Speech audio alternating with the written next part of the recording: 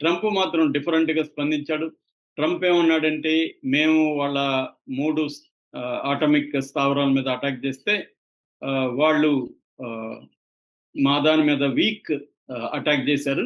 మేము మొత్తం ట్రంప్ ఏం చెప్పాడంటే, మొత్తం 14 మిసైల్స్ వచ్చినాయి. అందులో 13 కొట్టేసాం. ఒకటి మేమే వదిలేసాం. ఎందుకంటే అది హార్మ్‌ఫుల్ కాదు మాకు అనేది ట్రంప్ ట్వీట్ చేశాడు.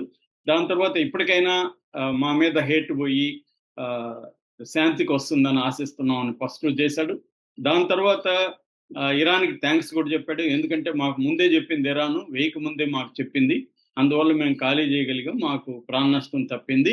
అందుకని ఇరాన్‌కి నేను థాంక్స్ చెప్తున్నానని చెప్పాడు. ఆ తర్వాత కంగ్రాట్స్ ద వరల్డ్ అన్నాడు. ప్రపంచానికి కంగ్రాట్స్ చెప్తున్నాను. ఎందుకంటే యుద్ధం ఆగిపోయింది. సో, ఆహ్, 2 దేశాలు గూడా యుద్ధం ఇరాన్ ముందుగా చొరవ తీసుకుంటుంది. ఆ తర్వాత నేను ఎంకరేజ్ చేస్తున్నాను ఇజ్రాయెల్‌ని గూడా చొరవ తీసుకోమని. ఈ 2 దేశాలు కలిసి కూల్ డౌన్ అవ్వడానికి వూండ్ డౌన్ అన్నాడు. అంటే గాయాల్లోంచి కోలుకోవడానికి ఫైనల్ మిషన్స్‌ని విత్‌డ్రా చేసుకోవడానికి కూడా టైం పడతది. సో, మొత్తంగా 24 అవర్స్‌లో అఫీషియల్ డిక్లరేషన్ వస్తుంది అని చెప్పాడు. తర్వాత ఆయనే మళ్ళీ లేటెస్ట్ ట్వీట్‌లో అబ్సల్యూట్‌గా, కంప్లీట్‌గా సీజ్ ఫైర్ అయిపోయినాయి. 2 దేశాలు విరమించుకుంటున్నాయి అని చెప్పేసాడు. దానికి ప్రతీకారంగా ఈయన foreign minister Iran foreign minister Abbas Araghchi ఒక స్టేట్మెంట్ ఇచ్చాడు. అదేమంటే యుద్ధం అసలు ఆగలేదు. మేము ఆహ్, ఇజ్రాయెల్ మా మీద అటాక్ చేసేంత వరకు మేము ఆపము.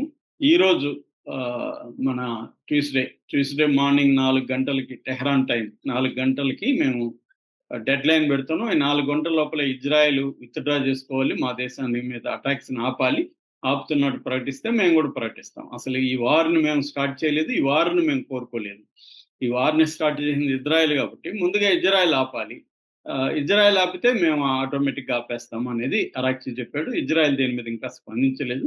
కానీ ఓవరాల్‌గా అందరూ అనుకుంటుండేదైతే ట్రంప్‌ని ధిక్కరించి ఇప్పుడు ఇజ్రాయెల్ గూడా ఆహ్, పోరాడే ఇది లేదు. ఎందుకంటే ఇజ్రాయెల్‌కి సంబంధించిన టోటల్ డిఫెన్స్‌లో 70% అమెరికా నుంచే వస్తుంది వాళ్ళకి. మిగతా 30% ఇటలీ, జర్మనీ, ఫ్రాన్స్ ఇలాంటి దేశాల నుంచి వస్తుంది కాబట్టి, వాటిని ధిక్కరించి ఇజ్రాయెల్ పోరాడే పరిస్థితి లేదు. ట్రంపు అండ, అమెరికా అండ లేకుండా ఇజ్రాయెల్ ఎప్పుడు గూడా ఈ దేశాల మీద ఫైట్ చేసేంత సీను ఇజ్రాయెల్‌కి లేదు. ఆ దేశ జనాభాయే 1,00,00,000 లోపలే ఉన్న జనాభా.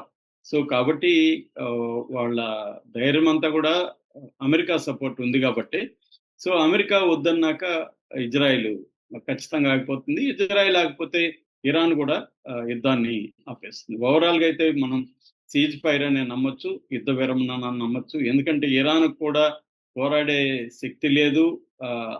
ఏ రకంగా గూడా నిన్న గూడా నేను చెప్పాను సరెండర్ అయిపోయింది ఇరాన్ అని నిన్ననే నేను చెప్పాను. అదే జరుగుతుంది. ఎందుకంటే ముందుగా చెప్పి ఖాళీ జాగా మీద ఏసేసొచ్చారు వీళ్ళు గూడా.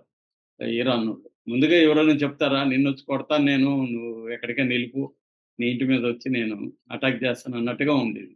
సో, ఎప్పుడైనా యుద్ధం అంటే సర్ప్రైజ్ అటాక్ ఉండాలి. ఇది ముందుగా వాళ్ళకి ఇన్ఫార్మ్ చేసి మేము వస్తున్నామంటే వాళ్ళన్నీ రెడీ చేసుకొని, ఖాళీ చేసుకొనుంటే వాళ్ళెళ్లారు. సో, ఇదొక కామెడీ ఆఫ్ ట్రాజెడీ అంటారు గదా!